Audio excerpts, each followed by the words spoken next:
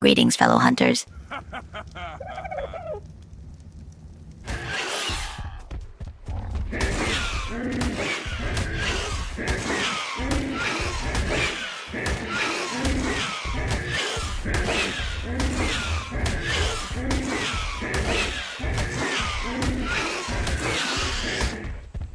Turbulent start. Well, that became daily routine as I had to defend my kingdom.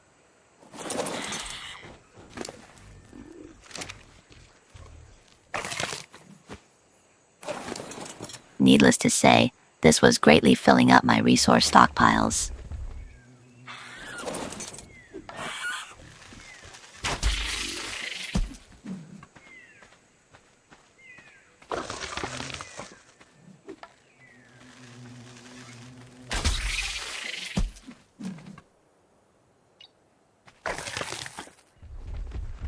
Make sure to turn off hibernation in single player, so all your slave dinos can do their proper jobs in the background while you're out scavenging and hunting.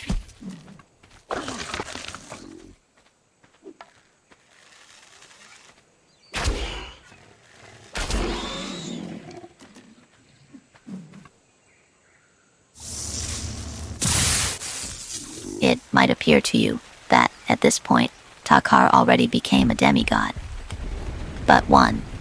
We're still in southern regions, and 2. Takar's got a load of badass equipment found and utilized, so everything is relative.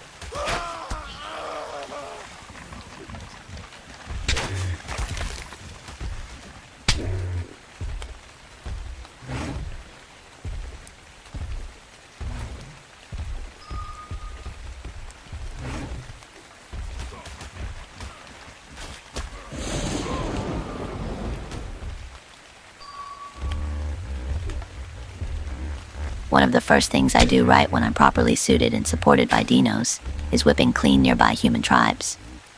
I enslave those high-level guys, but most will fall victim to my ambitions.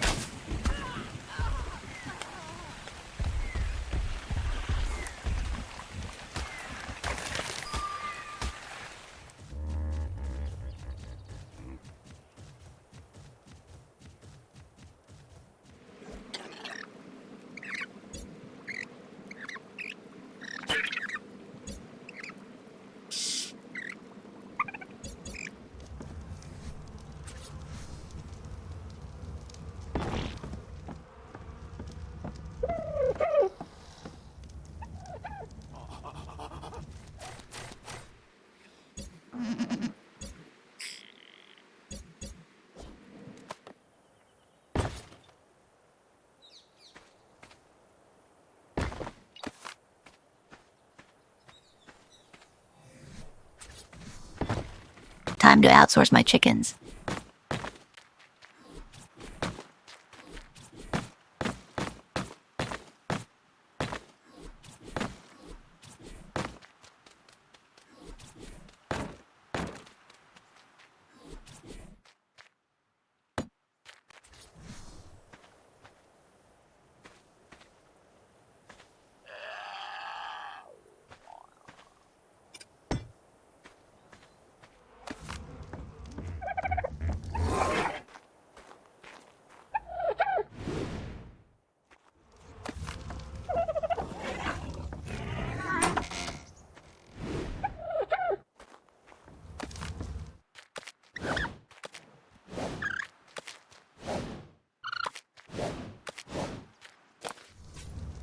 Freeing more room to improve the insides of my dormitory.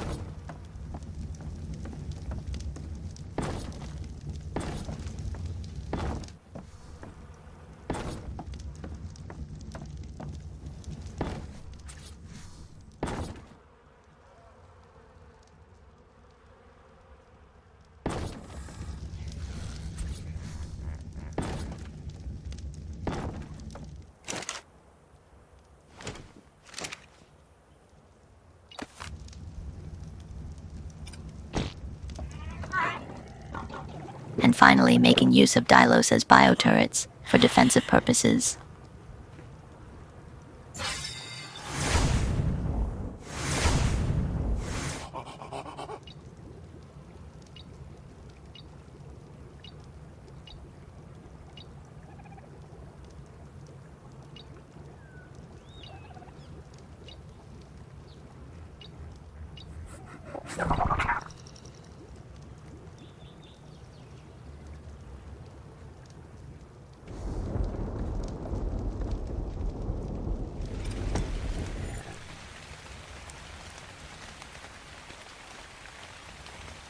distributing listros to spots that will cover all ground to improve experience on all dinos.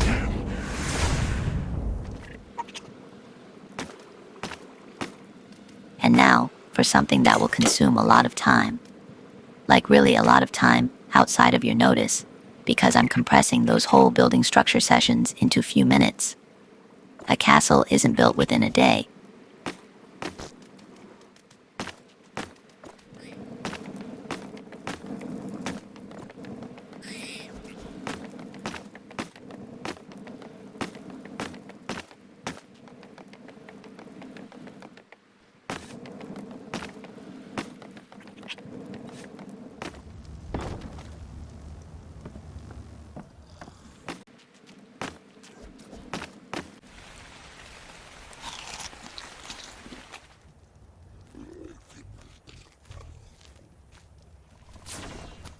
Needless to say, this will occasionally grant me a level up, but that grinding effort behind it is a major one.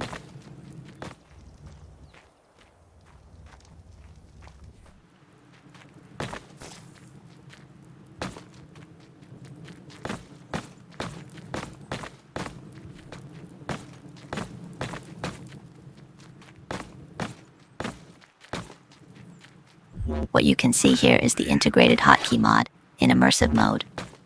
It will allow you to use ghost and fly mode while you're within the boundaries of your home and no enemies close by, so you can't use those modes to cheat.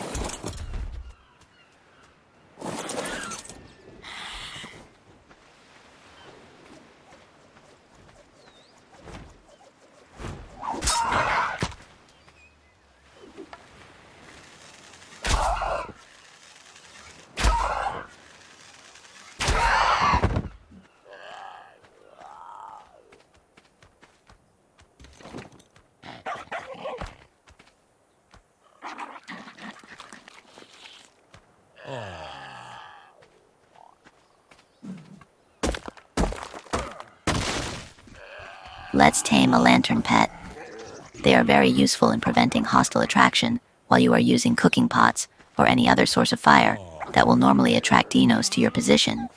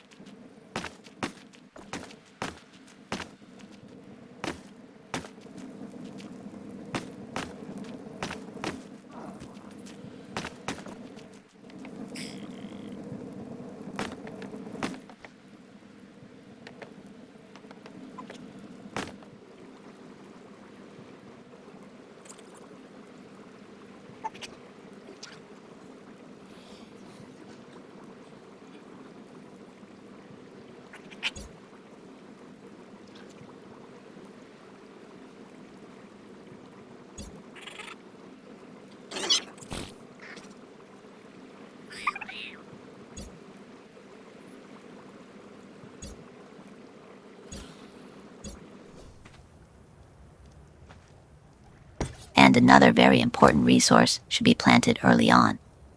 Cocoa drop trees will auto-produce cocoa drops and rare acquire fiber.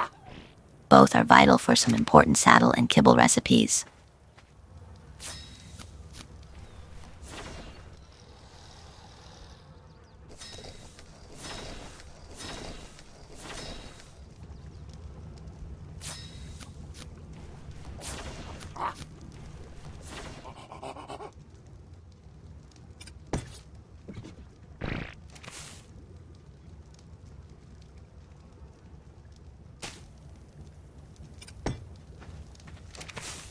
Seed sacks are the ultimate storage for seeds in the hunted, prolonging spoiling time by a configurable amount.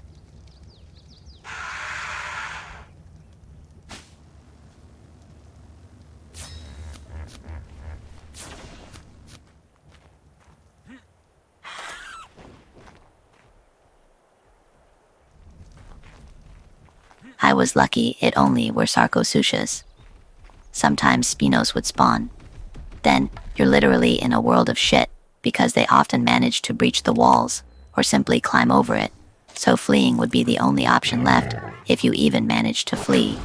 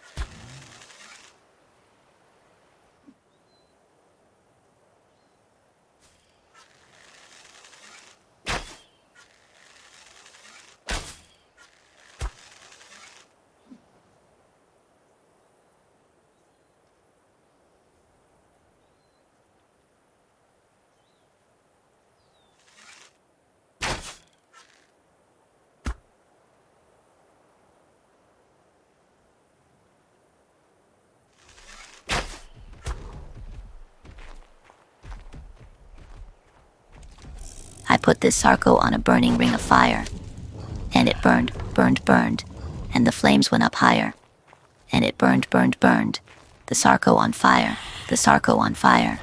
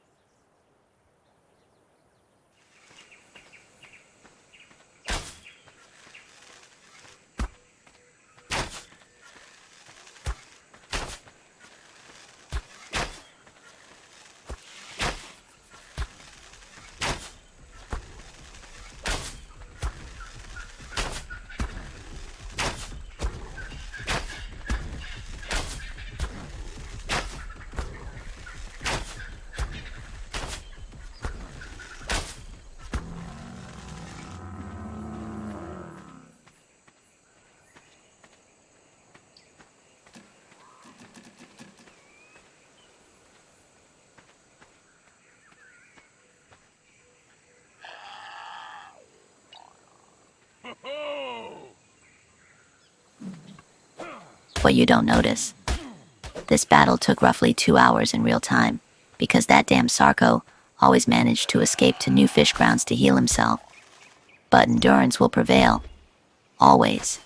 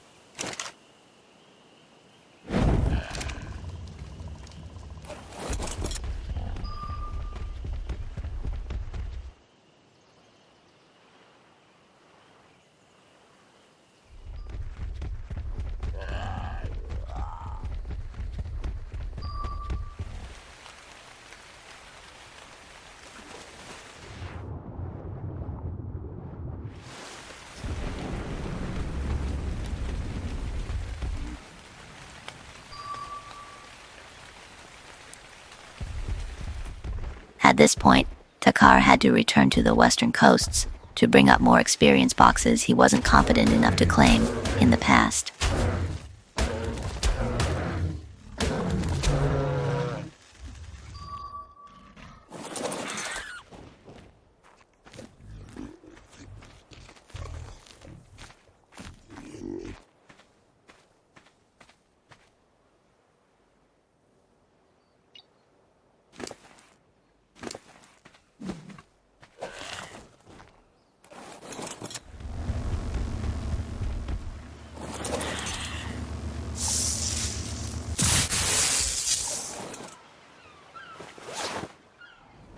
My favorite shoulder tame, the Cynomacrops. But they won't always accept meat as proper taming food.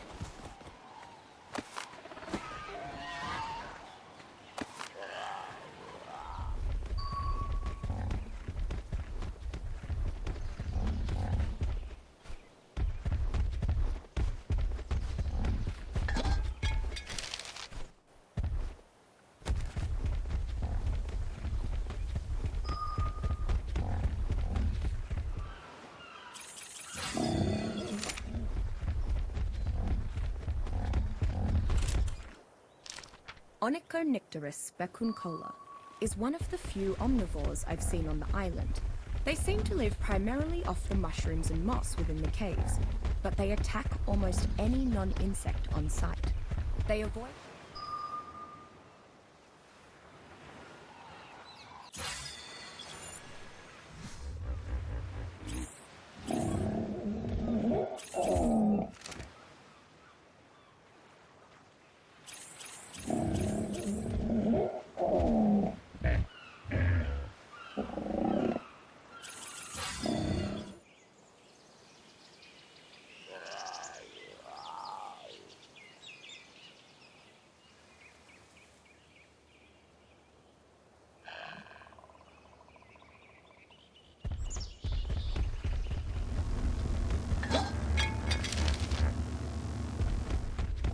I would never have risked that if I didn't exactly knew the alpha raptor was busy eating.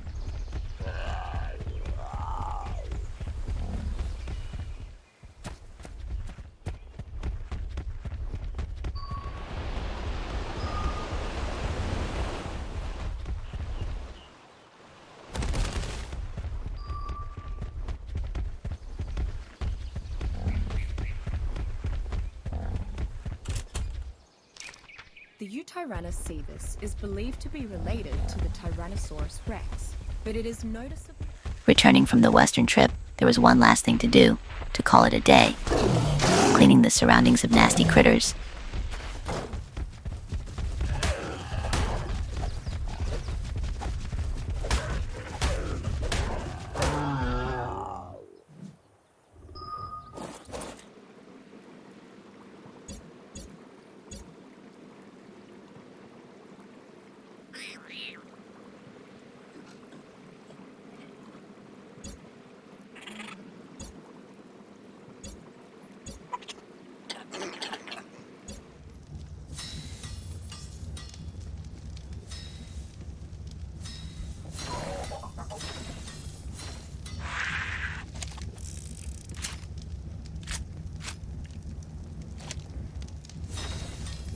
You're getting better at this, Takar, don't you?